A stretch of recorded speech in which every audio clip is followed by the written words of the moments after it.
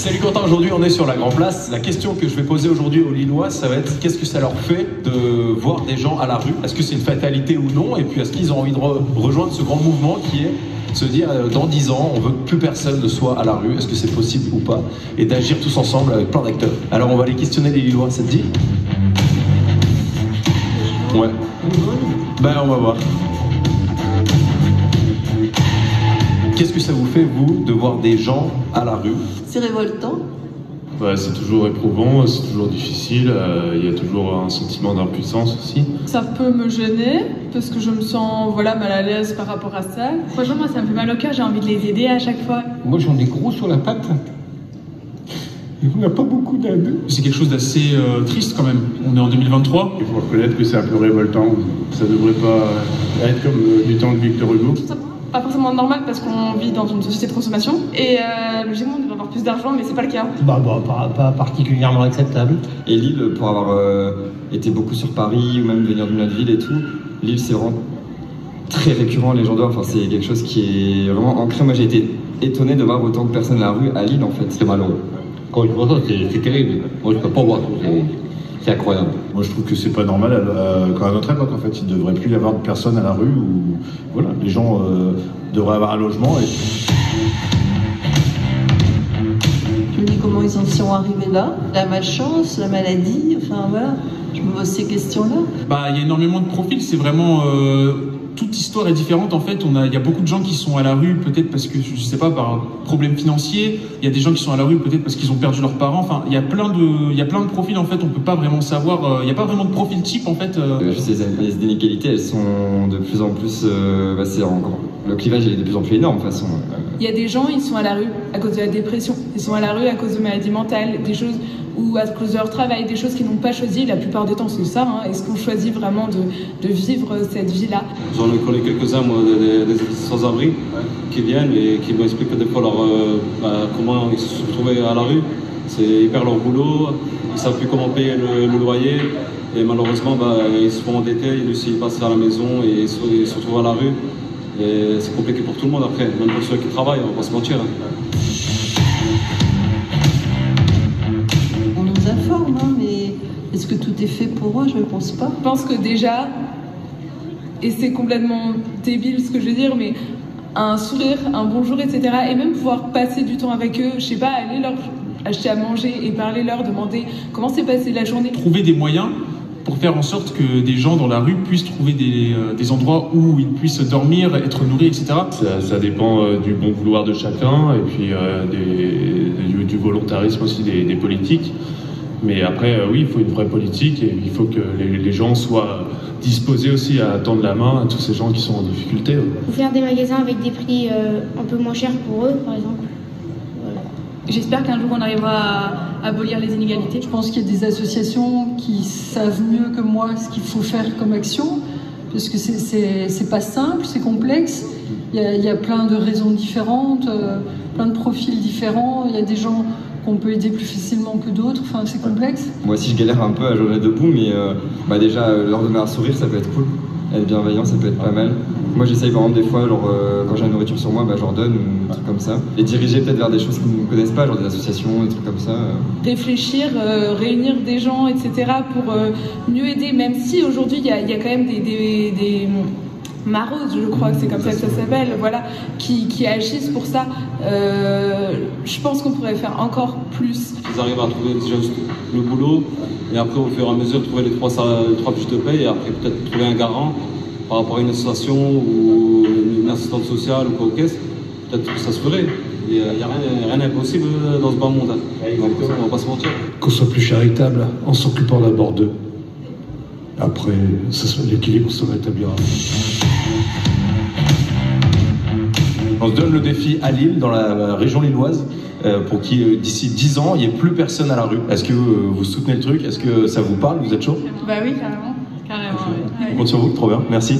Bon courage, bonne chance et bravo.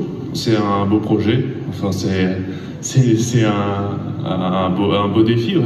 C'est quelque chose d'assez noble quand même d'avoir cet objectif dans 10 ans qu'il n'y ait plus de personnes dans la rue. Bah ouais, moi je les encourage totalement, enfin, c'est vraiment quelque chose de bien. Moi ce que je dirais c'est que de se mettre tous ensemble, ça c'est sûr que c'est une clé. Ça, je soutiens à fond. Ouais. Trop bien. Le plus de monde possible, toutes les associations ensemble et tous les gens qui soutiennent les associations, c'est la clé, c'est une clé majeure. Il y a toujours moyen de changer les choses et qu'on peut arriver à plus mettre personne dans la rue. Oui.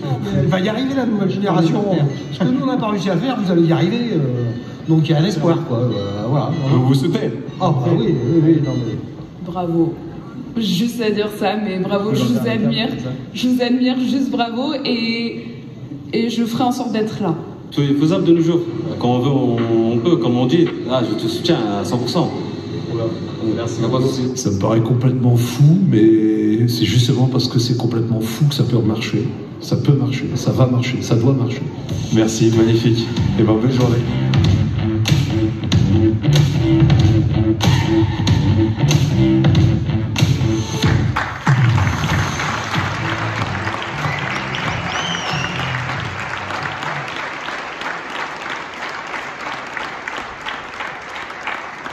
Eh ben, on est nombreux ce soir. Donc, bonsoir à tous. Est-ce que tout le monde est bien présent? Est-ce que tout le monde est chaud ce soir? Ça fait trop plaisir de se réunir à autant. Merci d'être venus aussi nombreux. Ce soir, c'est un peu le point de départ, le coup d'envoi de ce défi très ambitieux qui est d'agir pour un territoire sans personne à la rue. Alors, comme vous l'avez vu, on a eu la chance d'aller questionner les Lillois sur ces sujets. Est-ce que c'est une fatalité?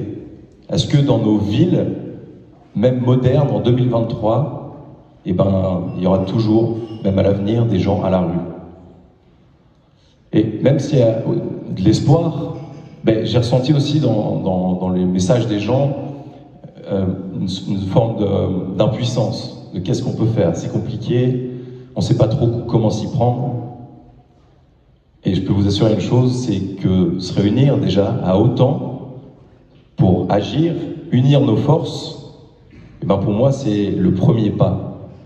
Et du coup c'est très précieux, c'est peut-être l'essentiel pour démarrer, se réunir. Donc bravo à vous tous, à nous tous de nous réunir, à la fois des associations qui agissent déjà sur le terrain, à la fois les collectivités et les politiques, à la fois les entreprises, à la fois les citoyens, nous tous, pour faire bouger les choses et faire ensemble, sous cette bannière commune, d'agir pour un territoire sans personne à la rue. Donc ce soir, le but du jeu, c'est de se donner envie d'y croire, de se donner les éléments, la motivation, et puis de lancer ce grand mouvement. Est-ce que vous êtes toujours chauds, mesdames, messieurs? Génial. J'ai la chance d'accueillir Hélène et Vindia, qui sont au bout de la salle.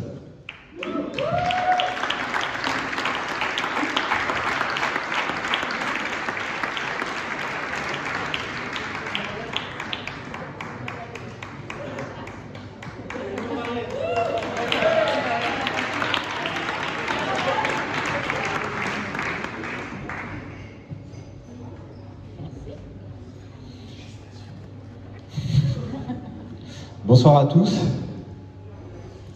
Je vais vous proposer qu'on fasse un petit voyage. Je vais faire un exercice, je vais vous demander un exercice qui n'est pas facile. Je vais vous demander de fermer les yeux, tous. Et on va faire un petit voyage ensemble. Je laisse les photographes. Et allez-y, fermez les yeux. Prenez une grande respiration. C'est parti. Je vous emmène dans la métropole lilloise. Si, je vous assure, on a voyagé. Gardez vos yeux fermés. Prenez le temps de scanner, d'observer et de ressentir. Vous ne remarquez rien? Ce que je vous propose ce soir, c'est un voyage dans le temps. Nous sommes en 2033. Nous sommes en 2033 et plus personne ne vit dans la rue, dans la métropole lilloise. Nous sommes en 2033 et il y a 10 ans, le jeudi 6 avril 2023, 400 personnes se sont réunies au Bazar Saint-Saul. 400 personnes qui n'avaient pas renoncé. 400 personnes qui croyaient fermement que oui, c'était possible. 400 personnes qui voulaient agir. 400 personnes qui voulaient s'unir. Elles représentaient tous les acteurs du territoire. des associations, des services de l'État, les pouvoirs publics, les collectivités, les citoyens, les entreprises, les fondations. Elles incarnaient la beauté d'une union. Elles étaient convaincues de la puissance du faire ensemble. Nous sommes en 2033, et suite à ce message qu'elles ont fait passer à tous, plus personne n'a besoin de détourner le regard. Nous sommes en 2033, et chaque personne qui subit une rupture de vie, qui voit sa situation fragilisée, son parcours brisé, trouve à la fois des personnes pour la soutenir et des solutions pour éviter la précarité. Nous sommes en 2033 et tous, ensemble, nous prenons soin les uns des autres, et notamment des plus fragiles. Alors comment en est-on arrivé là? Retour dans le présent, ici et maintenant. Et ben en fait, ça a commencé il y a un peu plus d'1 an, le 10 février 2022. À la Soufflerie, une quarantaine de personnes se sont réunies de plusieurs assos de terrain. Et ce soir, on est 400. Donc, c'est quand même, on peut dire qu'on a fait un peu de chemin. En réalité, on ne pensait pas arriver là. C'est fin 2021, en décembre, qu'on a reçu plein de signaux d'un peu partout. Un peu comme quand on vit une situation qu'on a déjà vécue, on a l'impression d'avoir déjà vécu ça. Et ben ça nous a fait ça pendant 1 mois, partout, quasi tout le temps, avec des amis dans la rue, à la Soufflerie, avec des assos, des porteurs de projets, en entreprise, en maraude, à la radio. Tout concourait, tout nous ramenait à chaque fois vers cette même évidence. Il y a des besoins de gens dans des situations terribles. Il y a des gens qui font des trucs formidables. Il y a des gens qui voudraient faire sans savoir comment s'y prendre. Et il y a aussi des gens qui pourraient faire mais qui ne s'en doutent pas. Personne ne se connaît, mais tous sont mus de la même envie. Que ce soit sous le visage de la lassitude ou de la révolte, chacun criait la même chose à ce moment-là, ça ne peut plus durer. Alors on s'est dit, on essaye un truc, on ouvre un espace pour que tout le monde se rencontre et réfléchisse ensemble. Et au fil des rencontres, tous les mois, on a travaillé ensemble, on a grandi ensemble, on a appris ensemble les uns des autres, de partout. On a vu arriver des nouveaux visages, des entreprises, des citoyens, des représentants de collectivités, des bénévoles d'assaut. Et plus de 150 personnes ont participé. On a vécu des moments suspendus, des petits instants de bonheur en simplicité, des rencontres cœur à cœur, des regards échangés, des sourires émus, de vraies vies qui font se dire que oui, ensemble on peut véritablement tout, définitivement. On s'est tous laissés porter par cette énergie à la fois folle et réaliste. Et on a rencontré de nombreux assos, les services de l'État, on a regardé ce qui se passe ailleurs, sur d'autres territoires. Nous sommes écoutés, on a appris, nous sommes rassemblés, on s'est fédérés. Et aujourd'hui, tout le monde s'accorde à dire que véritablement, on a là devant nous une opportunité unique. Aujourd'hui, nous sommes en 2023. Plusieurs milliers de personnes vivent à la rue. Nous sommes la 4e métropole de la 6e puissance mondiale. Hommes et femmes seuls, jeunes, familles, enfants, étudiants et travailleurs pauvres, visibles ou invisibles, d'ici ou d'ailleurs, chaque année, elles sont de plus en plus nombreuses, malgré l'engagement admirable de nombreux acteurs sur le terrain. C'est pour ça qu'on se réunit ce soir. Ce soir, on est le 6 avril 2023. Et nous, citoyens, représentants d'associations, de fondations, d'entreprises, de pouvoirs publics et de collectivités, nous croyons fermement que ce n'est pas une fatalité. Nous nous unissons pour répondre à cet enjeu. Grâce à un modèle de coopération innovant qui mobilise ensemble les tissus économiques, associatifs, les citoyens, les collectivités, les pouvoirs publics, nous souhaitons apporter une réponse collective inédite à cet enjeu du territoire qui nous concerne tous. Nous ne serons pas un énième acteur du territoire. Ce que nous proposons, c'est d'agir au soutien des acteurs de terrain. Ce défi, il peut paraître fou ou utopique. Certains parmi vous doivent se dire, c'est impossible. Mais croyez-nous, on est un paquet à y croire, c'est aussi réaliste. C'est là, c'est devant nous, et c'est entre nos mains à tous. Merci.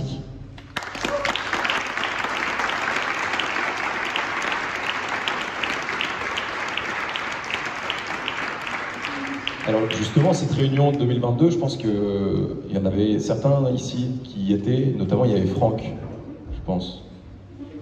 Et oui, il est là. Franck, tu nous en parles un peu plus, tu nous dis comment c'est né, tout ça. Ah oui, ça fait du monde. Mais bonsoir à tous, je vais rectifier un petit truc en dessous de mon prénom. Je suis maraudeur au Resto du Cœur. Et la maraude au Resto du Cœur, c'est quotidiennement, chaque soir, des gens qui vont à la rencontre des gens de la rue pour créer du lien, pour les rencontrer, pour les accompagner dans leur parcours de vie, et puis pour les conseiller et les orienter vers des structures et des organisations qui vont pouvoir répondre à leurs différentes problématiques, et puis pour les aider tout simplement. Et il y a 1 an et demi, on est à peu près dans ce timing-là, on était plusieurs maraudeurs, alors on est une cinquantaine à marauder au Resto du Cœur, mais on était plusieurs à se dire, nous on fait une action dans notre coin, et puis on connaît d'autres associations qui font une action dans leur coin, et on cherchait un outil, un moyen, il y avait une volonté de vouloir être en commun, de vouloir pouvoir se parler, se rencontrer, enfin faire quelque chose qui puisse qu'à un moment donné, on apporte un résultat probant aux gens de la rue, parce que c'est ce qui nous motive, forcément. Et puis on a rencontré le Souffle du Nord, qui nous dit on réfléchit à quelque chose, on a un projet, on pense lancer quelque chose, venez voir. Puis on est venu voir, alors tu disais Hélène tout à l'heure, le février, c'est ça? Ouais. Et donc on est venu voir, on a rencontré plein d'autres personnes. Et ce qu'on a trouvé au Souffle du Nord, alors le Souffle du Nord, c'est un catalyseur d'énergie positive, il faut le savoir, et le Souffle du Nord nous a, dans sa neutralité, avec sa compétence et sa méthodologie, nous a réunis dans un endroit où on a pu se rencontrer, se parler, tous ceux qui sont justement déjà au contact de la rue, et on a pu avancer comme ça pendant un peu plus d'1 an pour arriver à ce beau projet et pour construire cette chose-là. Et il fallait qu'on puisse avoir un lieu, une énergie qui porte toutes les initiatives pour pouvoir avancer et arriver à quelque chose d'un peu plus concret. On commence, on démarre, on y arrive petit à petit. Alors on a travaillé pendant 1 an et demi dans ce collectif avec des gens, comme Hélène le disait, qui sont d'horizons divers et variés, dans une très grande bienveillance, toujours un pot à l'arrivée, toujours une bonne bière qui est servie au Souffle du Nord, et on a beaucoup appris des uns des autres.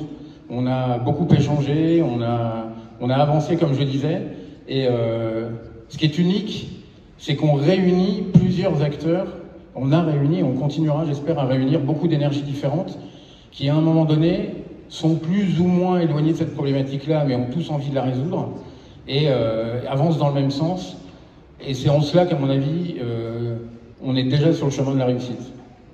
Merci à tous ceux qui étaient là depuis le début, et merci au Souffle du Nord pour leur accompagnement. Merci Franck.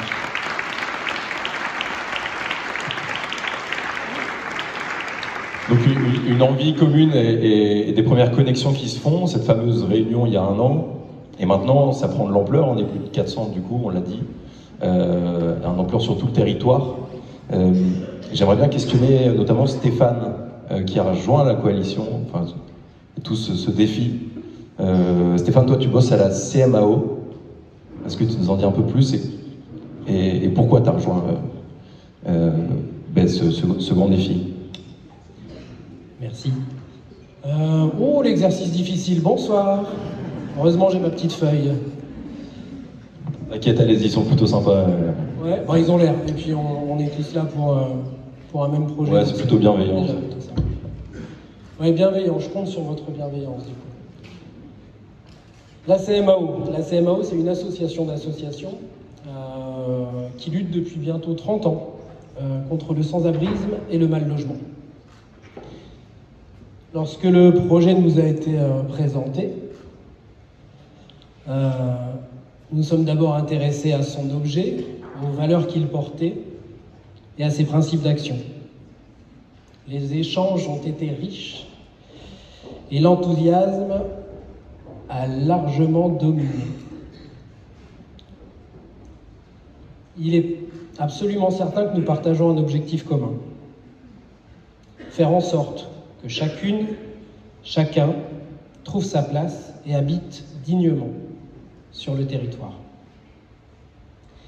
Aussi, les valeurs de solidarité et de fraternité nous rassemblent, tout comme les principes de coopération, de confiance réciproque et d'altérité.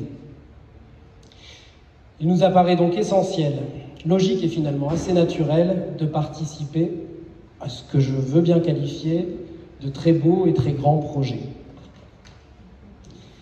On nous a posé la question des besoins. Savoir que la CMAO porte notamment le 115 et le SAMU social sur l'arrondissement de Lille. Autant vous dire qu'on a une petite expertise s'agissant d'observer socialement, c'est ce qu'on dit aujourd'hui, et de comprendre les besoins du territoire. Ce qui nous a semblé, c'est que la proposition qui était devant nous relevait d'abord d'un principe de prévention. Offrir rapidement une solution, c'est garantir le fait qu'une difficulté économique possiblement ponctuelle ne se dégrade pas en un processus de marginalisation. Et je crois qu'on tient là un bon bout de la solution. Les tensions entre offre et demande de logement et donc d'hébergement participent de délais d'attente importants, trop importants. Ensemble, nous faisons le pari que les solutions nouvelles qui naissent déjà et qui naîtront de cette coopération inédite permettront d'abord de limiter les situations d'urgence sociale et bientôt de les faire disparaître. Nous renouvelons donc l'espoir que l'union des énergies positives, complémentaires et cohérentes entre elles mette fin, enfin, au sans-abrisme. Pour conclure, nous sommes toutes et tous invités à apporter notre pierre à l'édifice pour renforcer les passerelles qui relient action sociale et initiative solidaire. Merci à vous.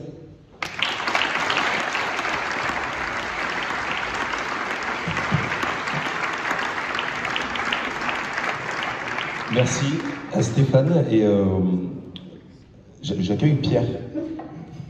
Ah mais il est là, Pierre. Pierre, mais les sujets qui m'intéressent, enfin les questions qui me viennent, c'est plutôt les raisons d'y croire. Toi, qu'est-ce qui te donne envie de rejoindre aussi ce grand défi et pourquoi tu es venu ce soir? Merci Hubert, merci à tous. Moi je suis assez admiratif en fait des intervenants précédents. Moi je suis plutôt issu du monde de l'entreprise. Et pourquoi j'y crois en fait, c'est parce qu'il y a un an, avec Vindia, Hélène, Émilie, on a écrit en fait sur un papier, une feuille de papier en fait, un peu ce rêve de ce projet personne à la rue dans 10 ans à Lille. Et on avait le problème à l'époque, mais on avait zéro solution, à part l'idée que nous devions embarquer en fait tout le monde. Donc aujourd'hui, on est 400, et donc en un an, c'est pas mal. Il y a 15 jours, on s'est dit que c'était le moment d'embarquer les entreprises avec nous. On avait vu les associations, les pouvoirs publics, et on s'est dit c'est le bon moment d'embarquer les entreprises. Et donc, on s'est un peu tiré la bourre avec François Bouy, qui est au bout de la salle, là, en disant qui arriverait à ramener le plus d'entreprises en fait, à des apéros. On fait, voilà, c'est le principe du Souffle du Nord, c'est que vous mettez de la bière, les gens arrivent. Et donc, on a fait des apéros, et en 15 jours, on est arrivé à un résultat qui est bien plus que ce qu'on avait espéré. Puisqu'en 15 jours, il y a plus de 25 entreprises qui sont déjà engagées pour 3 ans à soutenir le Souffle pour des montants de 5 000 € à 50 000 €. Et donc, on a en 15 jours les moyens de lancer le projet grâce à des entreprises. Et donc ça crée une dynamique.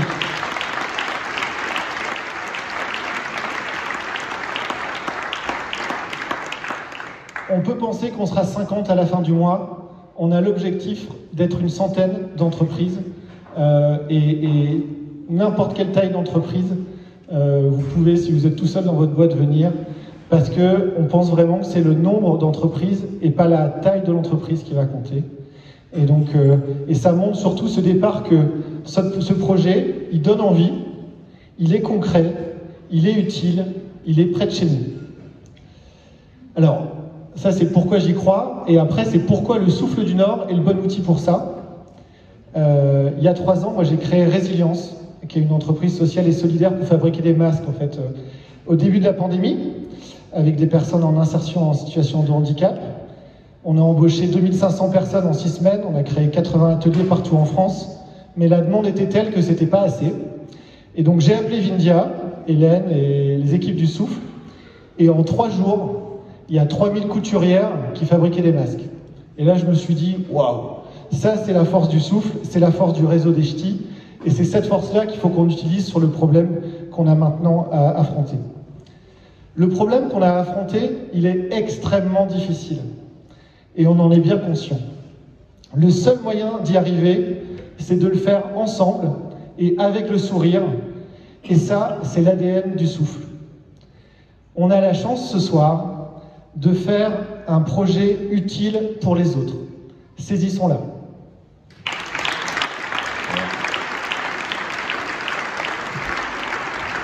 Merci beaucoup, Pierre.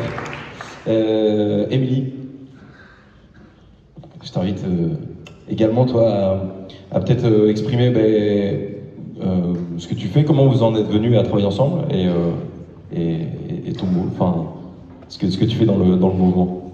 Bonjour à tous, déjà. Donc, qu'est-ce que je fais dans le mouvement? J'ai commencé je suis dans l'équipe de Pierre et on a rencontré Vindia et Hélène pour essayer d'écrire effectivement ce qu'on pourrait faire. Et au-delà d'un soutien financier qui était important à ce moment-là, j'ai très vite été embarquée et j'ai très vite compris qu'il y avait autre chose à faire, mettre un peu de compétences, un petit peu de temps au service d'une problématique qu'on maîtrisait pas trop. On est parti en fait juste d'un constat qu'il y a un moment clé qui se passe, il y a un truc. Comme disait Hélène, on ne sait pas trop pourquoi les gens se retrouvent à un moment, mais c'est le moment, donc il faut y aller. On n'avait pas juste des intuitions, pas de réponse aux questions. Les questions étaient simples. Est-ce qu'on peut faire plus que ce qui existe déjà? Et est-ce qu'il y a vraiment une solution en fait qui existe à ce problème? Parce que ça fait 30 ans parfois qu'on le traite et on n'a pas trouvé la solution miracle et idéale. Donc on s'est dit, face à ça, qu'est-ce qu'on fait? On va essayer de voir déjà, rencontrer les gens du terrain qui savent de quoi ils parlent, bien plus que nous, voir ce dont ils ont besoin. Et donc on a rencontré les associations, les services de l'État, les collectivités et les initiatives qui existent sur d'autres territoires pour voir ce qui est fait ailleurs. Est-ce qu'il y a des rendez-vous particuliers qui t'ont marqué et tous. Des rencontres. Ouais. Tous les rendez-vous sont marquants. Clairement, les associations, les services de l'État, les collectivités, on a rencontré des gens ultra engagés, ultra investis. C'est pas un problème d'inertie, c'est pas un problème d'engagement, c'est pas un problème de moyens en réalité.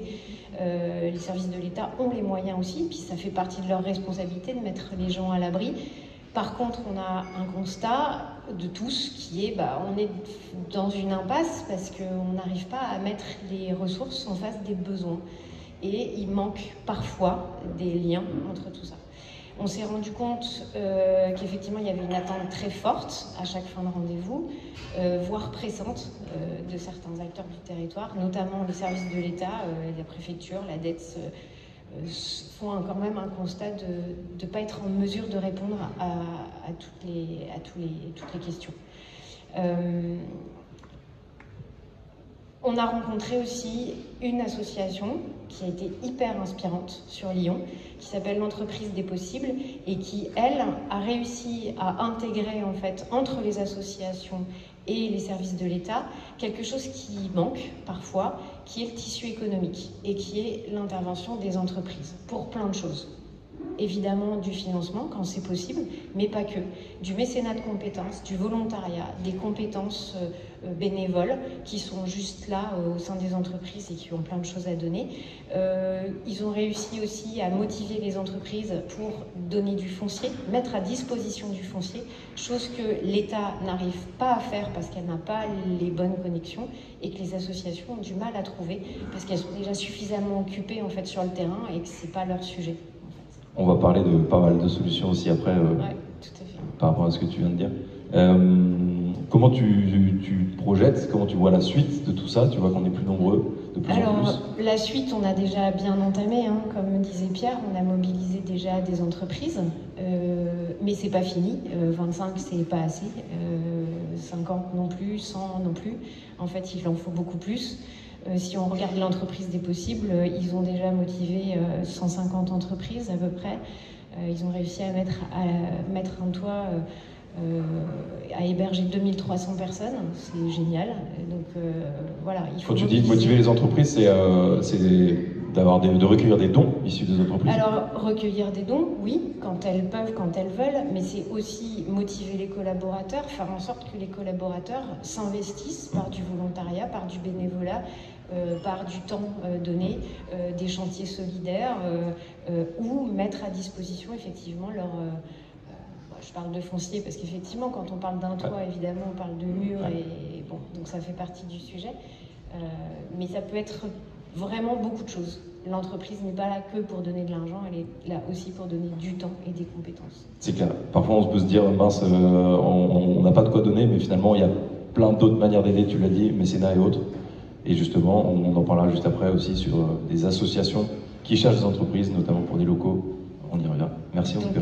Mais il y a une conclusion quand même, ouais, c'est qu'aux deux questions auxquelles on n'avait pas de réponse, en fait on en a une aujourd'hui, c'est que est-ce qu'on peut faire plus? Oui, on peut faire plus en fait, il manque juste des liens en fait, et on a vu que ça se faisait ailleurs, et on est attendu. Donc on peut faire plus, et des solutions existent, et on le verra juste après, il y a des premiers résultats qui sont déjà là. Voilà. Super, merci à toi.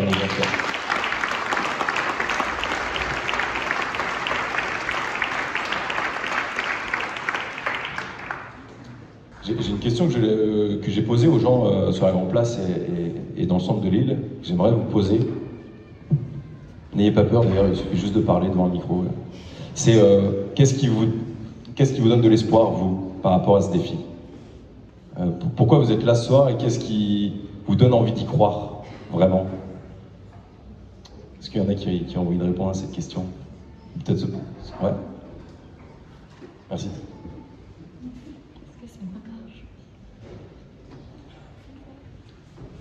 Juliette, je crois fortement en la force du collectif. Okay. Voilà, c'est pour ça que je suis là. Génial. Moi, je crois beaucoup à la force du collectif, bien sûr, mais aussi au mélange des classes sociales. Je crois que ici, le Souffle du Nord, il y a plein de gens qui viennent d'un milieu plutôt classe moyenne, je dirais, et cette alliance avec les gens qui sont dans des quartiers populaires, qui sont dans des situations difficiles, elle est stratégique et importante. Et c'est les citoyens qui bougeront les choses et qui bougeront les institutions, et pas l'inverse. Alors moi j'y crois. Moi j'y crois parce que c'est mes racines qui parlent. Et la terre du Nord, en fait, c'est une terre de générosité, de partage. Et moi, cette terre, en fait, on la mange tous les jours. On marche dessus tous les jours, et en fait c'est ça qui nous anime, et c'est nous qui allons arriver à lancer le truc. J'en suis certaine que c'est d'ici que ça partira. Merci. Trop bien, merci. Et moi? Bonsoir. Et moi j'y crois. Parce qu'on est vivant. Regardez cette petite personne. Elle a faim. Voilà. Je vais l'allaiter devant vous, sauf si ça vous dérange, mais je pensais le faire en scrut, mais c'est raté. Bah, j'y crois parce qu'on est vivant. Merci.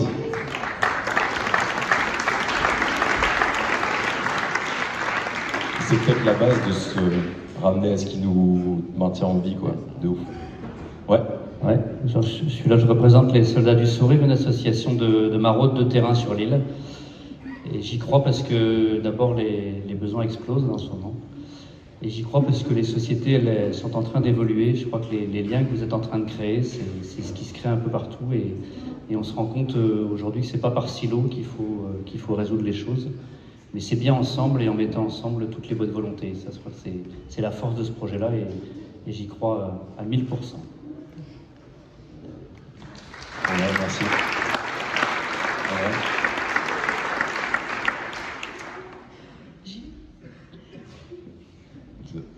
Alors, juste, moi j'y crois, parce qu'en fait on a tous un truc en commun, où on est vraiment à égalité. C'est l'élan du cœur. il n'y a pas de différence, hein. Il n'y a pas des tout en haut, des tout en bas. On a tous cet élan du cœur. Et je pense que c'est la plus grande force d'énergie. Voilà. Et si on laisse parler son cœur, qu'on est moins dans le mental, moins dans la tête, et plus là, et bien sûr le collectif, bah, on peut lever toutes les barrières, on peut franchir tous les obstacles. Alors oui, j'y crois.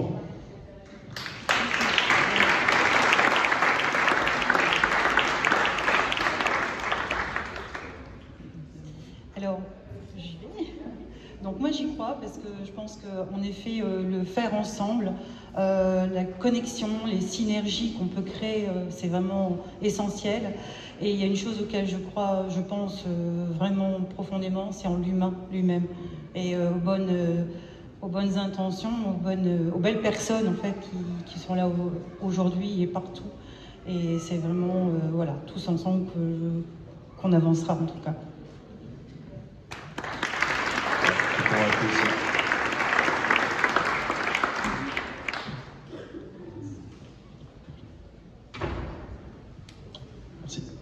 Merci. J'y crois aussi, parce que je trouve que la différence qu'on a par rapport à tout ce qu'on voit autour, c'est qu'on mélange l'entrepreneuriat avec le social, qui est deux choses qui sont qui sont opposées au premier regard, mais en fait on est tous réunis autour d'une qualité, on est tous utopistes. Mais on aborde le sujet différemment. Et on arrive à nos fins différemment. Donc je crois qu'en rassemblant l'entrepreneuriat avec le social, avec cette idée commune d'utopie, on y arrivera.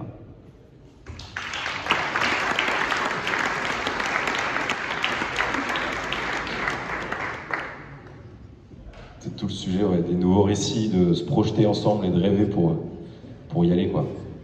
C'est clair. Je suis le responsable de l'antenne de Lille de Passerelle et Compétences et on fait du bénévolat ou du mécénat de compétences pour aider les assos de solidarité. Alors d'abord, je vais vous dire bravo parce que j'ai jamais imaginé qu'il y aurait tant de monde.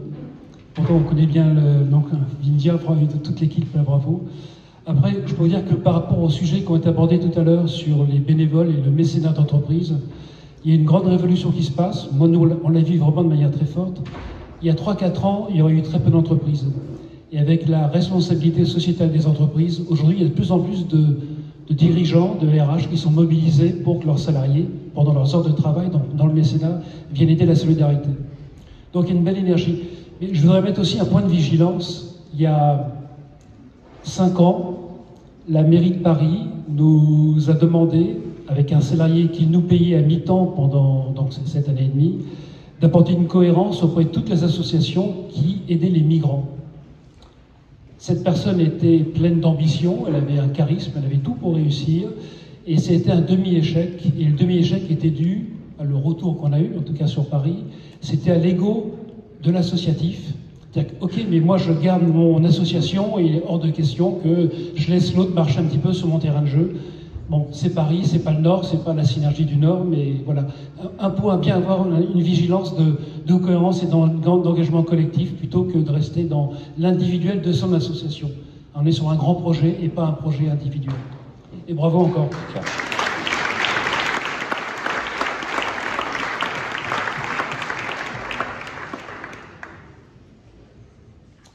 Moi, j'y crois parce que l'intention, elle est sincère et elle est profonde.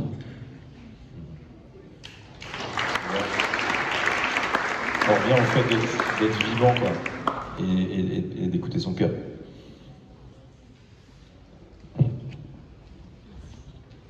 Alors moi j'y crois, simplement parce que malheureusement on entend souvent on ne peut pas aider tout le monde. C'est vrai qu'il y a de plus en plus de personnes à la rue, mais je suis convaincue que chacun peut aider quelqu'un. On a tous des ressources, alors comme on l'a entendu dans la vidéo tout à l'heure, c'est parfois pas grand chose, un sourire, un échange, un peu de temps. Un repas, parfois on fait partie d'associations, parfois on peut aussi agir seul, voilà, faire des maraudes, partager voilà, simplement quelque chose qu'on a dîné le soir et voilà, on a cuisiné un petit peu plus et puis partager le lendemain. Tout simplement, c'est tout bête. Mais là, je pense qu'on a tous des ressources pour aider quelqu'un autour de nous. Voilà. Merci.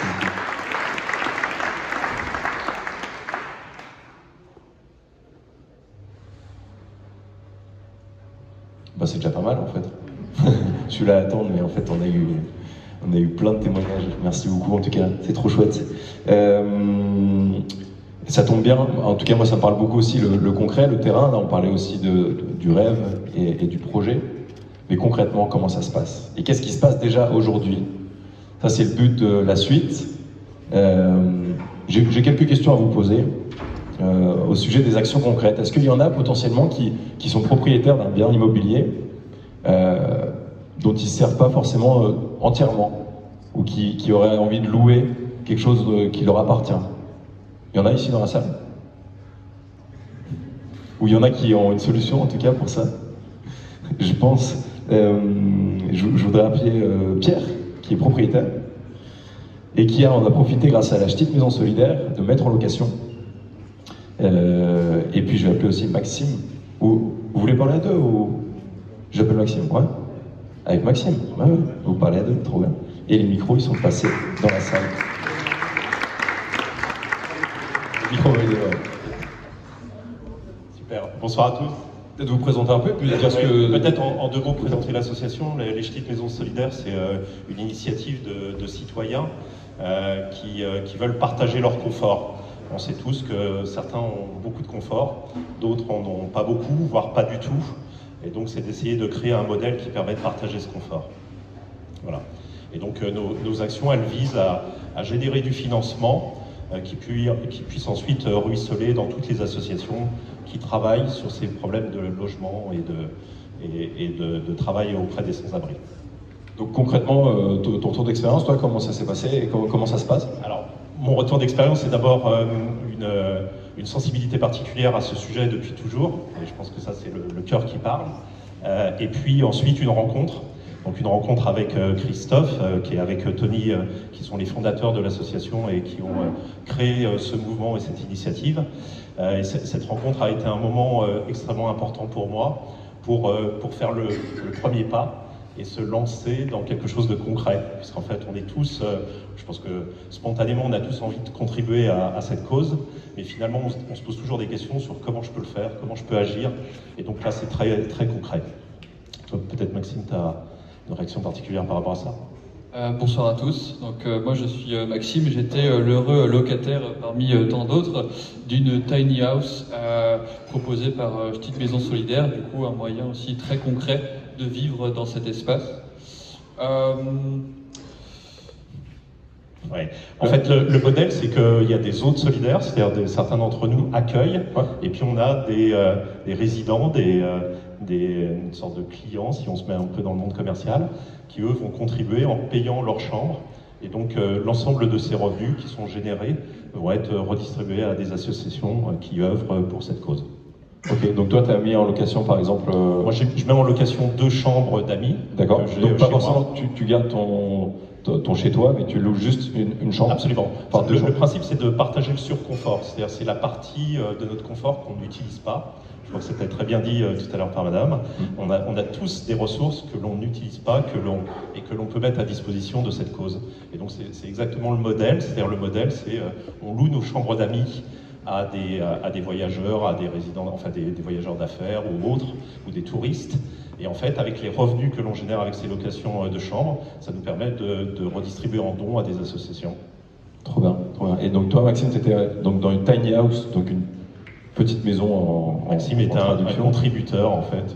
Ok, trop bien. Voilà. Et le message que je voulais faire passer, c'est que une tiny house, c'est aussi un modèle de vie qui est en fait standard, normal dans d'autres pays et en fait légitime, et on se pose pas la question en fait en quoi c'est alternatif, ça fait vraiment partie du patrimoine et un mode de vie on va dire répandu, et c'est pas le cas en France. Donc, mon message à faire passer, c'est que c'est vraiment aussi une solution concrète, abordable, dans laquelle en fait on peut se projeter en tant que personne on va dire qui souhaite un habitat durable et sur le long terme en fait. Donc voilà. Et donc la tiny où tu étais basé, elle est, si je ne me trompe pas, elle est dans l'île? Elle est, on va dire, mobile, donc dans l'île effectivement, sur différents quartiers, ouais. En l'occurrence, on en a une dans Lille, qui est dans le vieux Lille actuellement, et donc qui peut être exploitée. Et on est en train de créer aussi un village. C'est une autre initiative dont on pourrait parler assez longuement. Mais peut-être pour terminer, si tu le permets, ce que je voudrais dire, c'est que la solution que Tony et Christophe ont créée, elle permet vraiment à tout le monde de faire le premier pas et de contribuer activement à cette cause. Et c'est très simple, donc je vous engage tous, partagez votre surconfort, rejoignez-nous, venez juste louer un canapé, votre chambre d'amis, enfin ce dont vous disposez, que vous n'utilisez pas ou que vous n'utilisez pas à temps complet. Et à partir de ça, on saura contribuer à des associations qui œuvrent pour cette cause des sans-abri. Grand merci à vous, Pierre. Merci.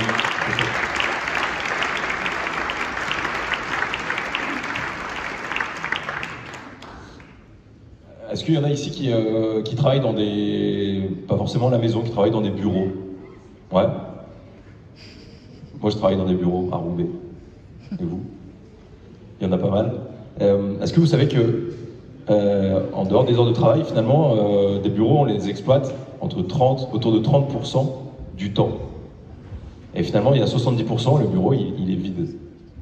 Ça, c'est une réalité pour laquelle il y a une proposition, il y a une solution, et j'aimerais avoir le témoignage de Gauthier, qui travaille chez Point Triple à LM, et puis de Ahmed. Ils vont nous raconter un peu leur lien. Salut Gauthier, salut Ahmed. Bienvenue. Bon, il y a beaucoup de pression ici du côté de Ahmed, donc je pense que ce serait très bien de l'applaudir parce qu'il fait un énorme effort pour revenir. Merci pour lui. Du coup, je te laisse te donner le principe déjà, parce que j'ai fait un très bien et j'ai pas expliqué ce que c'était. Ok, du coup, le constat qui a été présenté par Hubert, c'était de dire que finalement les bureaux étaient exploités 30-40% du temps, et la réflexion que j'ai eue avec mon associé, c'était de se dire, à un moment, qu'est-ce que je vais pouvoir faire pour le rendre disponible? Et l'instant un peu magique, c'est d'avoir croisé Vindia sur une réunion avec le fondateur de l'association des bureaux du cœur, qui nous dit, voilà, nous on a lancé une initiative, on laisse les clés des bureaux à un invité et qui va venir dormir en fait au sein de nos bureaux. On aménage un lieu spécifique et c'est comme ça est née l'association. Et quand ils m'ont présenté le projet, et ça fait vachement écho à la vidéo en disant il faut faire preuve de folie et de dire de y aller parce que c'est tout nouveau, c'est tout récent, et on s'est lancé dans ce projet et on a rencontré Ahmed. Trop bien. C'était quand? C'était quand, Ahmed? La date? En décembre. C'est fin de décembre. Fin décembre. Fin décembre, oui. Et donc, Ahmed, toi, depuis ce temps-là, du coup, comment ça se passe concrètement le matin? Donc, tu es réveillé par Gauthier et ses équipes. Passer du temps un peu doucement, Hubert, doucement. Je sais pas à quelle heure vous commencez. Comment ça se passe la journée? Normalement, je vais aller à mon université, j'ai une course, je vais prendre la langue française en l'université de Lille. Et j'ai mon cours, ça dépend si c'est le matin ou c'est après-midi. Oui, c'est tout.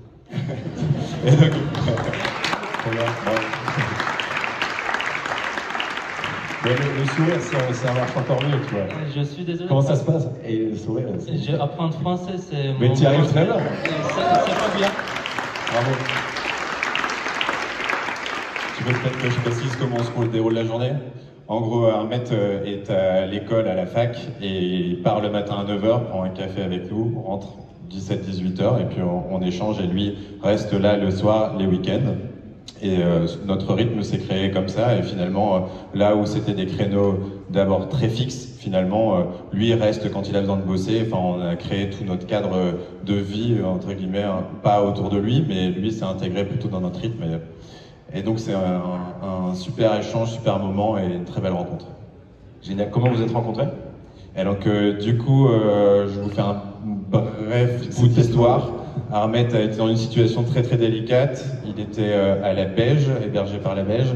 Le lieu devait fermer et quand on a décidé de participer en étant la première entreprise à accueillir en fait un invité. On a échangé beaucoup avec Anaïs, Hélène, Lydia, à se dire dès qu'il y a un profil qui se présente, nous on veut l'accueillir. Et donc on a eu une première proposition et finalement la personne a trouvé un hébergement. Et ensuite Ahmed est arrivé, on s'est rencontrés, on a échangé, et on a dit go, on y va ensemble et voilà, tout simplement. C'est trop bien, c'est trop beau de vous voir à deux en parler. Merci beaucoup.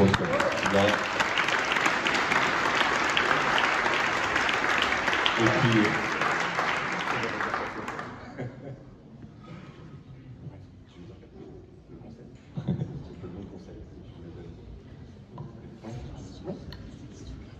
je veux donner un conseil pour l'autre entreprise.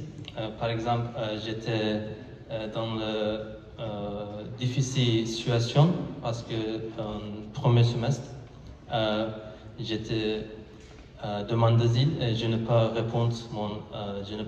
prendre mon réponse à la cour, c'est le tribunal. C'est normalement j'ai logé avec dans le bureau dans le Abège solidaire. Après j'ai dû sortir. Et le personne, il s'appelle Monsieur Valère. Il a contacté le bureau de cœur. Ils acceptent moi. C'était très bien. C'était très bien situation. C'était très bien expérience pour moi parce que ils aiment moi. C'est bien.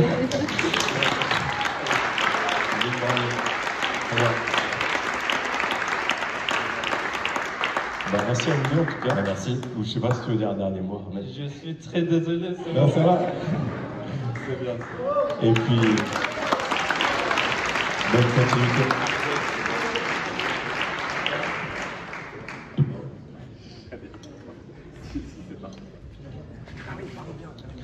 Au final, c'est toujours un peu compliqué de mettre des chiffres aussi sur le défi qu'on cherche à mener. Un territoire sans personne à la rue, il y en a combien aujourd'hui? On parle d'entre 3000 et 4000 sur la métropole lilloise. Mais il y a une réalité aujourd'hui, c'est que sur la métropole lilloise, on dénombre à peu près 17 000 logements vacants. Et ça, c'est un témoignage que j'aimerais bien écouter de... j'ai pas les noms, mais c'est Bayer 3F, notre logis, qui est là. Thomas, et de Alain, de Lise Ferrin, terrain d'accueil. Merci de vous avez été.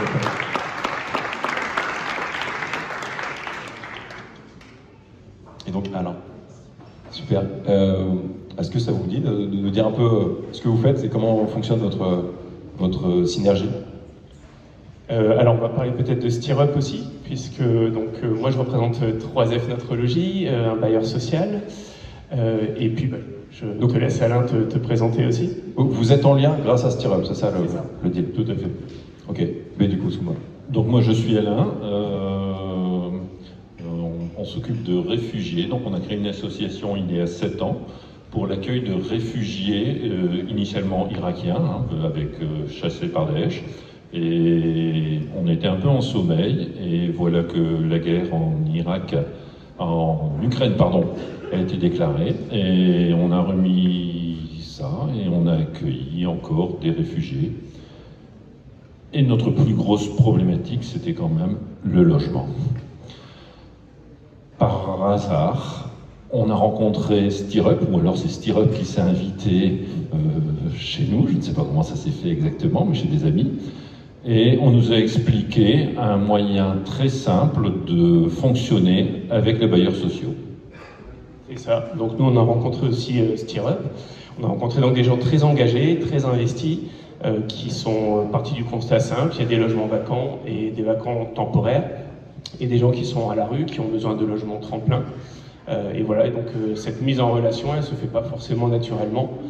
Nous, bailleurs sociaux, c'est vrai que c'est notre boulot, mais il y a des gens qu'on n'arrive pas à toucher, des gens qui sont vraiment dans une précarité extrême.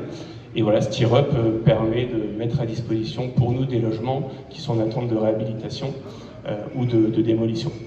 Donc temporaire, c'est quoi la durée moyenne à peu près d'hébergement? Là, on est parti sur des durées de 6 mois qu'on peut renouveler. Ok. Et donc actuellement, il y a combien de personnes accompagnées? Alors donc là actuellement il y a 4 foyers ukrainiens qui sont accueillis, sur 2 sur Halluin et 2 sur la commune de Vervic. Ok, génial. Est-ce que vous avez peut-être un retour d'expérience Alors, c'est ça que SteerUp est présent ce soir, et ça a été très simple, parce que quand moi j'allais chez les bailleurs sociaux, et donc que tous les bailleurs sociaux que je pouvais rencontrer, et il y avait un problème juridique. C'était, on ne sait pas ce qu'on peut faire, on ne sait pas quel montage on peut faire, on a des logements qui sont vacants, mais on ne peut pas forcément les mettre à disposition. Et donc, je ne sais pas, mais SteerUp pour nous, ça a été magique. Ça nous a permis vraiment d'avoir des logements très rapidement.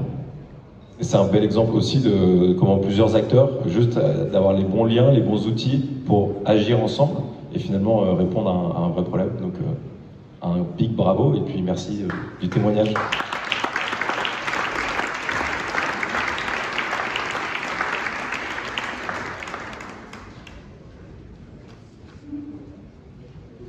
J'aimerais bien entendre le témoignage de INSAF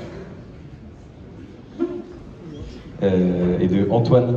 INSAF, tu es conseillère immobilière chez Imosens.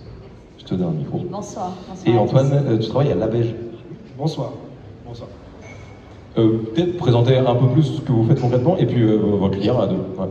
Je te laisse commencer. Alors, effectivement, donc, je suis agent immobilier, voilà, pour faire court, conseillère négociatrice en immobilier au sein de l'agence immobilière Imosens.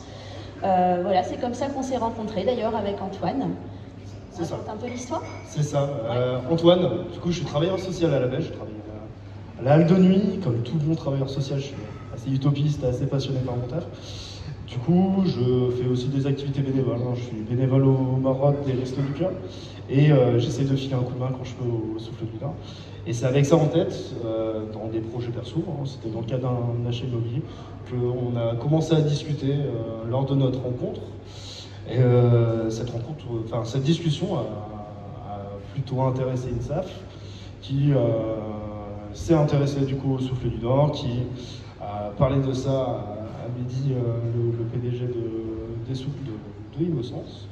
Et on espère en tout cas aboutir sur des projets de mise en relation avec des propriétaires.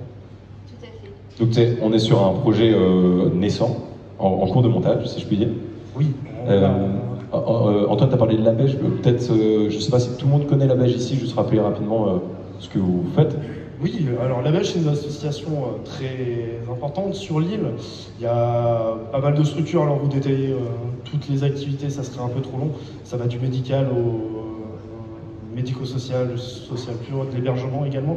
Moi, particulièrement, je travaille à la halle de nuit, c'est un accueil d'urgence pour personnes en situation de grande précarité. Donc on accueille 55 personnes par soir, mais c'est loin d'être la seule activité de la Labège. Trop bien. Enfin, je dis, en fait, on en a déjà un peu parlé, puisque tout à l'heure, il y avait Ahmed qui nous parlait aussi de son expérience à Labège, donc ça se recroise. C'est quoi donc vous êtes au début de cette potentielle synergie, c'est quoi vos rêves, vos envies, à quoi vous voulez aboutir ensemble? Alors des rêves, on en a plein. Alors c'est parti très simplement en fait. Voilà, j'ai aidé Antoine à trouver un toit pour lui aussi dans son projet immobilier. Et puis c'est en échangeant qu'on s'est trouvé des points communs en fait, comme quoi parfois il suffit de pas grand chose. On s'est trouvé des points communs, notamment les maraudes. Et puis c'est parti de là. Donc Antoine m'a gentiment invité au Souffle du Nord pour une première réunion sur l'hébergement solidaire. C'est là que j'ai rencontré donc Aurore, Vindia et les autres personnes de l'équipe. Et puis de là, on a commencé à construire des ponts en fait. On s'est dit, voilà, qu'est-ce qu'on peut faire nous à notre niveau, moi dans le monde de l'entreprise. Alors ça faisait déjà un petit moment que je tannais mon directeur avec ça, pour pas dire autre chose, où j'ai demandé à chaque fois, on peut pas organiser des maraudes au sein d'Imosens, organiser des choses. Et puis finalement, voilà, on s'est dit sur ce projet-là, alors c'est encore naissant effectivement, mais il y a plein de choses à faire parce que des logements vacants, il y en a plein. Nous, on a aussi au sein de notre activité des logements vacants qui ne sont pas les nôtres, mais des logements de propriétaires. Et il faut savoir que durant une vente, en fait, il se passe 3, 4, 5 mois et parfois pendant 2-3 mois, le logement est vide, il ne se passe rien. Et on s'est dit, pourquoi pas mettre ces logements à disposition de personnes à la rue, tout simplement. Trop bien. C'est quoi vos besoins pour faire aboutir ce rêve? Alors, les besoins, vas-y Antoine, je t'en prie. Pour l'instant, c'est vraiment très naissant. Là, pour l'instant, on est vraiment en phase où on va se mettre en contact avec des associations. Par la suite, on aura forcément besoin de bénévoles, histoire de se mettre, faire le lien entre Imosens, entre les associations, la personne bénéficiaire. Mais ça viendra par la suite, d'ici 1 mois, 2 mois, 3 mois. Ça dépendra comment on avance sur le projet, bien sûr. Ok, trop bien. En tout cas, sur la plateforme du Souffle, l'envie, c'est aussi de réunir tous les leviers d'action, comment on peut aider à agir en étant citoyen, entreprise, asso. Donc avec plaisir pour de documenter et puis mettre un peu l'évolution de cette synergie et voir vos besoins. Merci beaucoup. Merci. Merci à vous. Bravo.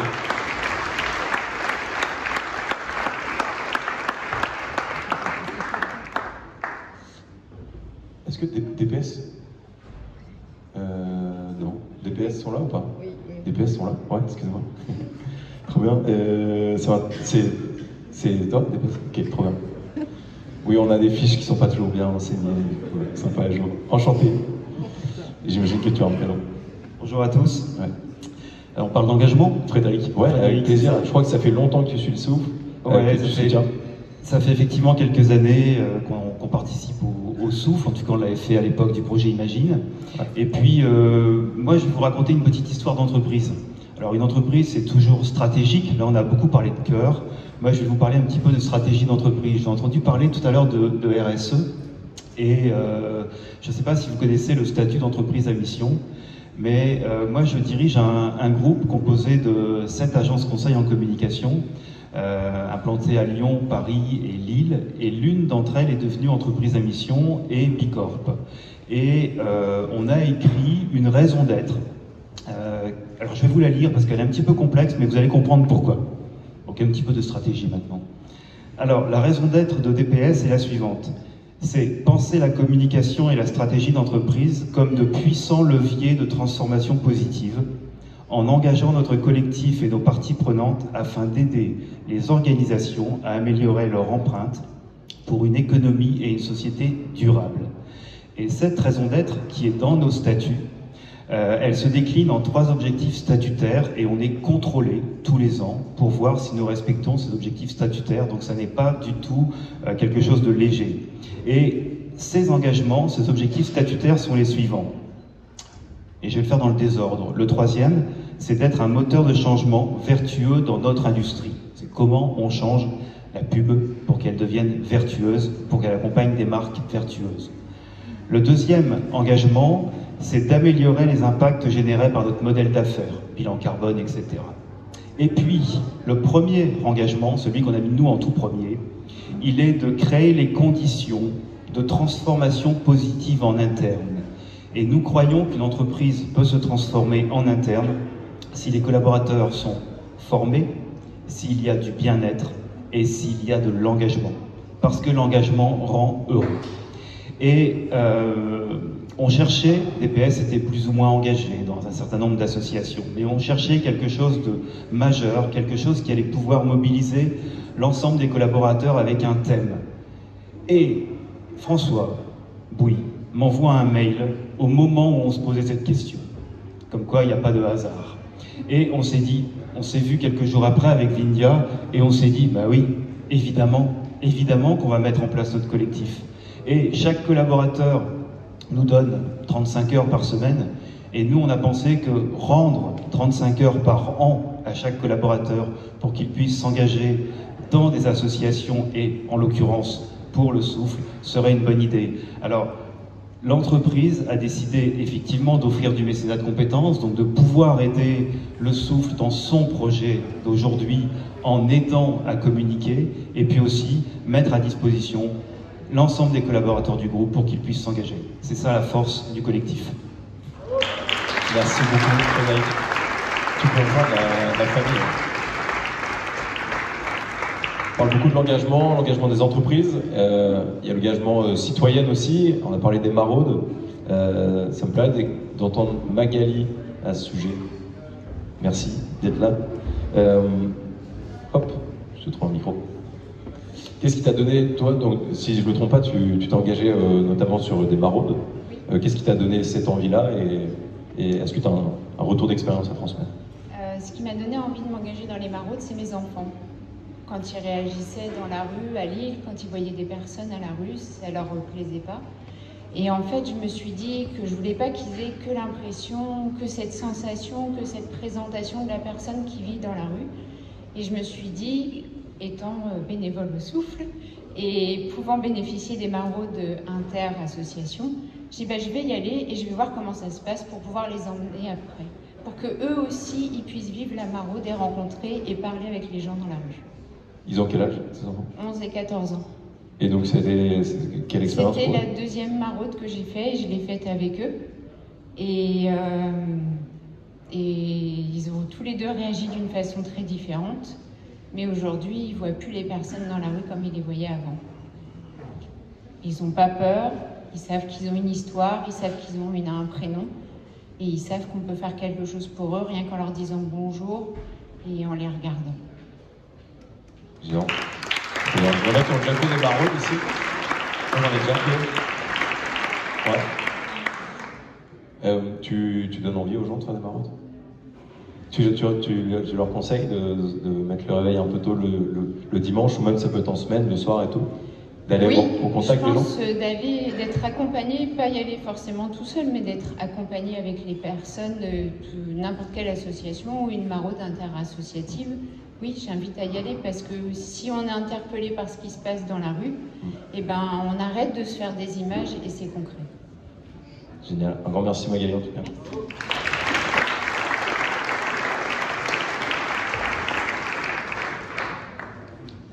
Et je pense qu'on peut s'engager à tout âge en fait.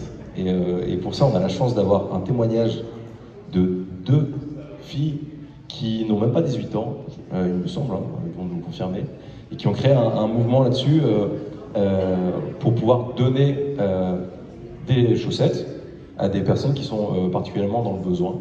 Ça s'appelle Action Chaussettes. Et du coup, eh ben, un tonnerre d'applaudissements pour... J'ai pas la prénom, encore une fois. Anaël et Loïs, merci à vous. Salut. Anaël. Loïs, pardon. Et Anaël. Ça va? Oui. Trop bien. Vous faites quoi concrètement? Alors en fait, le projet il existe depuis 3 ans. Donc Okay. c'est un de nos amis qui avait remarqué que beaucoup de sans-abri ne portaient pas de chaussettes. Et donc il a créé Action Chaussettes pour leur venir en aide. Et c'est qui a créé Action Chaussettes? en fait, c'est un de nos amis qui faisait l'école à la maison. Ok. Et c'est avec joie qu'on a repris le projet il y a 2 ans. Ok. Et donc, comment ça se passe? Vous récoltez des chaussettes, vous les distribuez? En fait, on a créé une cagnotte en ligne et on a mené par ailleurs d'autres actions afin de récolter des sous. Bah oui, c'est déjà pas mal. Je fais moi. C'est la meilleure.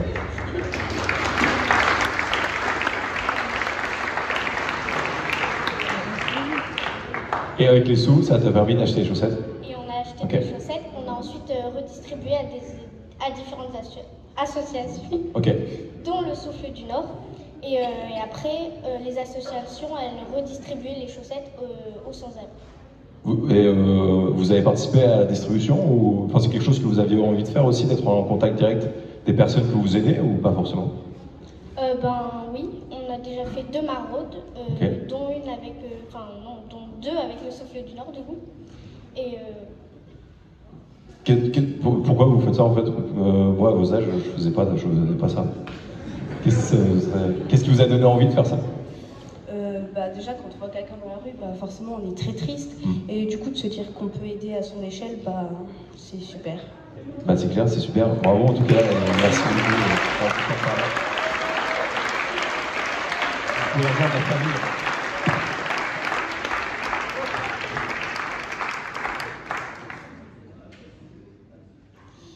Trop bien, bah, ça en fait des solutions. On pourrait continuer encore, je pense. Mais c'était déjà super riche, non? Vous êtes d'accord? Et ben on a déjà bien parlé. J'ai 3 messages à vous partager un peu en conclusion de cette soirée. Le premier, c'est que le Souffle du Nord, vous le savez, c'est un catalyseur d'énergie positive, réunit plein d'associations, de collectifs fédèrent autour de questions d'engagement, de sens. Sur le site du Souffle du Nord, comment vous pouvez faire pour continuer à agir dans ce mouvement? C'est tout simple, le souffledunord.com/agir ou dans l'onglet Agir. Et là, c'est tout simple, il y a une liste de plein d'associations que vous avez entendues et d'autres aussi, de plein d'actions concrètes qu'on peut faire. Comment rejoindre le mouvement, comment donner un peu de son temps, ou d'argent, ou de compétences, comment s'unir et chacun, finalement, mettre un peu se mettre à l'œuvre pour agir ensemble pour un territoire sans personne à la rue. Donc ça, c'est le premier. Si vous voulez continuer à faire grandir le mouvement, rendez-vous sur le souffledunord.com/agir. Le deuxième, eh bien, dans chaque mouvement et dans notre monde, malheureusement, il y en a besoin d'argent et si vous avez l'envie, en tant que perso, d'un point de vue perso, d'un point de vue professionnel, entreprise, de financer ce projet pour continuer à le faire grandir, à ce qu'il ait plus d'impact, et ben c'est pareil, c'est sur le souffledunord.com ou directement sur ce QR code. On rappelle que comme c'est une association, quand on donne, on peut aussi défiscaliser. Et donc sur le site internet, dans la rubrique dons. C'était le deuxième message. Et le troisième, vous l'avez compris, il y a un an, moi j'y étais pas, mais ils étaient une quarantaine à se réunir à la soufflerie. Là, on est plus de 400. L'envie et l'objectif qu'on se donne pour les 3 mois à venir, c'est d'être plus de 2000 à se réunir et à rejoindre le mouvement. Et ça tombe bien parce que chaque personne ici connaît des gens, va croiser des gens dans les jours qui viennent, demain matin au boulot ou ailleurs. Et parlez-en autour de vous. Partagez cette bonne nouvelle finalement qui est on se réunit tous ensemble pour trouver des solutions et agir pour qu'il n'y ait plus personne à la rue d'ici 10 ans. J'espère que cette soirée en tout cas vous aura donné envie d'y croire et de donner envie aux autres de rejoindre le mouvement. Et concrètement finalement ce troisième sujet c'est un manifeste où on a envie du coup sur les mois à venir d'être plus de 2000 à l'avoir signé. Je crois que Vindia tu veux en dire 2 mots sur ce manifeste. Promis, c'est la fin. Ce qu'on vous propose, du coup, effectivement, on est à peu près 400 ce soir. Vous l'aurez compris, ce projet, on ira au bout qu'avec chacun d'entre vous. Nous, la seule proposition qu'on fait au Souffle, c'est de fédérer, d'unir, d'aider et d'être au soutien des acteurs de terrain. Et après, la solution, elle est entre nos mains à tous. Donc on a vraiment besoin d'être nombreux, d'être différents, d'être dans la diversité. Donc chacun d'entre vous, vos réseaux, vos amis, vos proches, vos réseaux professionnels, vos réseaux perso, si ça vous touche, parlez-en. La solution, elle sera forcément collective ou elle ne sera pas. Donc ce qu'on vous propose aujourd'hui, pour qu'on se fédère quand même autour d'un acte fondateur, c'est qu'effectivement, on a rédigé avec l'ensemble des acteurs qui ont participé à ce projet, un manifeste que tout le monde peut signer en tant que citoyen, en tant qu'entreprise, en tant qu'association, en tant que fondation, tout le monde peut le signer. Et on propose de lancer un petit défi que d'ici 1 mois, on soit 2000, et qu'après, les choses nous échappent, et pourquoi pas, à la fin de l'année, être 10 000. Et puis sur la métropole, je pense qu'on est suffisamment d'habitants pour qu'on puisse rêver. Après, de partir sur des objectifs à 6 chiffres, mais c'est vraiment important parce que faut qu'on ait tout le monde. Donc je vous lis un petit extrait du manifeste, vous le retrouverez sur le site internet du Souffle, où vous pouvez le signer directement aussi en scannant le code ici, juste pour vous donner un peu l'état d'esprit de ce que c'est. Nous, citoyens et représentants d'associations, d'entreprises, de fondations, de pouvoirs publics et de collectivités, nous croyons fermement que ce n'est pas une fatalité. Nous avons décidé d'agir ensemble, de nous unir au sein d'une coalition territoriale inédite pour répondre à cet enjeu à l'échelle de notre territoire. Et nous faisons un appel à tous ceux qui veulent nous rejoindre. Nous ne ferons pas tout bien. Nous nous laissons le droit à l'erreur, mais pas à l'indifférence ni à l'inaction. Nous croyons que chacun, à sa juste place, a le pouvoir d'agir pour qu'ensemble, nous apportions des réponses à ces souffrances. Nous croyons à la coopération, aux synergies et aux moyens mis en commun. Nous croyons qu'ici, sur notre territoire, nous avons tous les atouts, l'expérience, l'innovation sociale, les talents et les valeurs pour relever ce défi. Nous cherchons à trouver des solutions collectives à un problème qui concerne tout le monde. Nous sommes convaincus qu'en agissant ensemble, dans un esprit fraternel, nous avons les solutions entre nos mains. Nous croyons que c'est possible. C'est ça ce que vous dites en signant le manifeste. Nous croyons que c'est possible de le faire. Donc s'il vous plaît, Parlez-en autour de vous. Vous recevrez dès demain un email avec des messages pré-rédigés. Vous pouvez faire tourner dans vos réseaux. Vous pouvez faire des dîners pour en parler à vos amis. Vous pouvez en parler dans vos réseaux professionnels. Vraiment, retenez ce message. On ne fera rien tout seul. Et c'est vraiment ce qui a été dit dans plein de messages. C'est la puissance du collectif. Et dans un collectif, chacun a sa place. C'est le message qu'on voulait vous faire passer ce soir. Merci beaucoup.